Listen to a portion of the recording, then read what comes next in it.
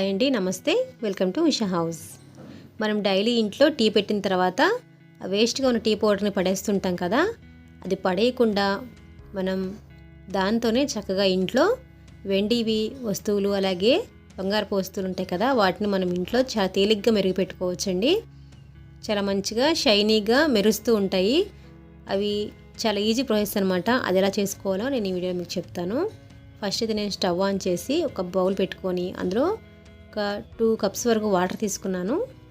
అందులో 2 spoons tea powder కూడా వేసి మరిగిస్తున్నాను.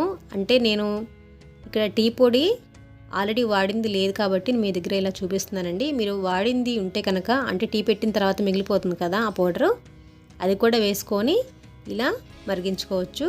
చూసారు కదా, ఇలా బాగా మరిగిపోయి మంచిగా టీ పౌడర్లో ఉన్న రసం అంతా కూడా వాటర్లో దిగిపోయి ఇలా మంచి డికాషన్ రెడీ అయిపోవాలి. ఇప్పుడు మనం స్టవ్ ఆఫ్ చేసుకొని ఇది వేడిగా ఉన్నప్పుడే బౌల్లోకి స్ట్రెయిన్ చేసుకోవాలి. నేను ఇక్కడ 2 బౌల్స్ తీసుకున్నాను, ఎందుకంటే ఒకటి సిల్వర్ ఐటమ్స్కి ఒకటి గోల్డ్ ఐటమ్స్కి అనమాట.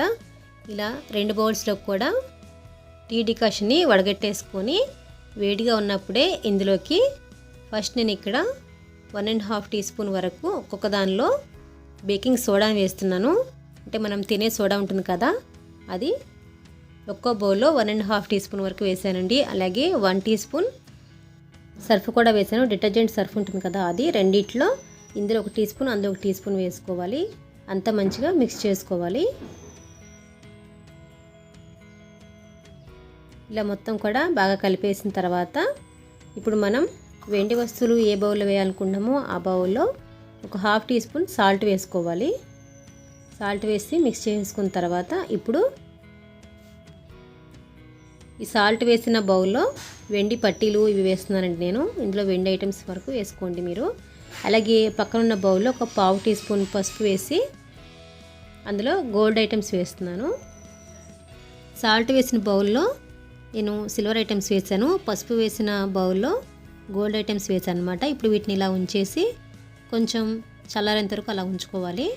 కొద్దిగా చల్లారిన తర్వాత ఇప్పుడు వీటిని బాగా మంచిగా బ్రష్ తోటి రుద్దాలి. అప్పుడు మనకి పట్టీలకు పట్టిన మురికంతా కూడా పోతుంది.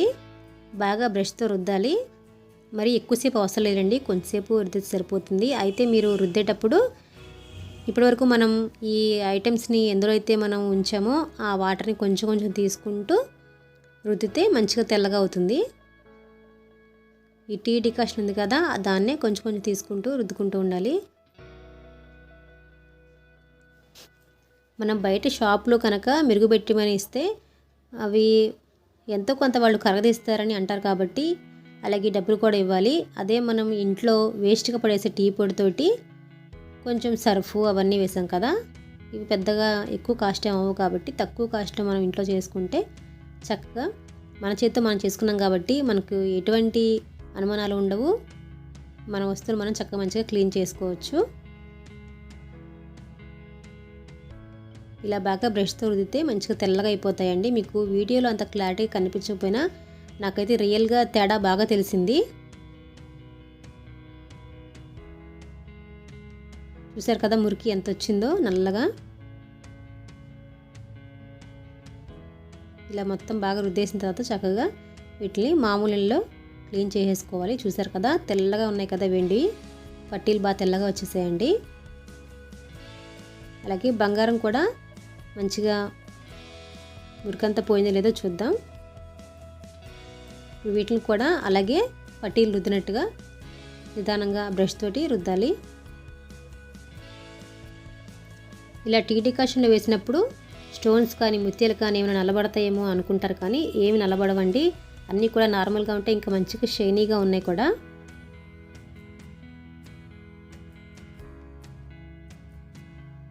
నేను కూడా ఫస్ట్ అలాగా స్టోన్స్ అవి నల్లబడతాయేమో అని చెప్పేసి నేను వేరే పూసలు కొలిసి ఉంటే అది వేయకుండా ఈ నల్లపూసలు వేసాను. కానీ చూస్తే తేడా మీకే తెలుస్తుంది చక్కగా. అంతకుముందు కంటే ఆ నలుపు అంతా కూడా పోయి మంచిగా ఇప్పుడే బాగుంది షైనీగా.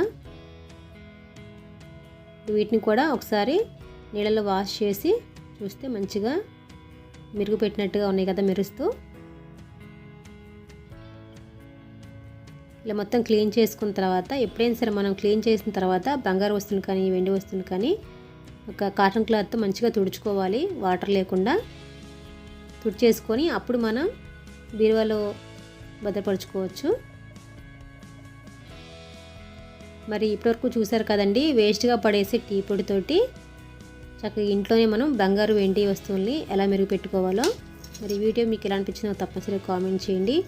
అలాగే మీరు మా ఛానల్ ఫస్ట్ టైం చూసినట్టయితే కనుక మా ఛానల్ తప్పకుండా సబ్స్క్రైబ్ చేసుకోండి, మా వీడియోస్ని లైక్ చేయండి, షేర్ చేయండి. Thank you for watching. Have a nice day.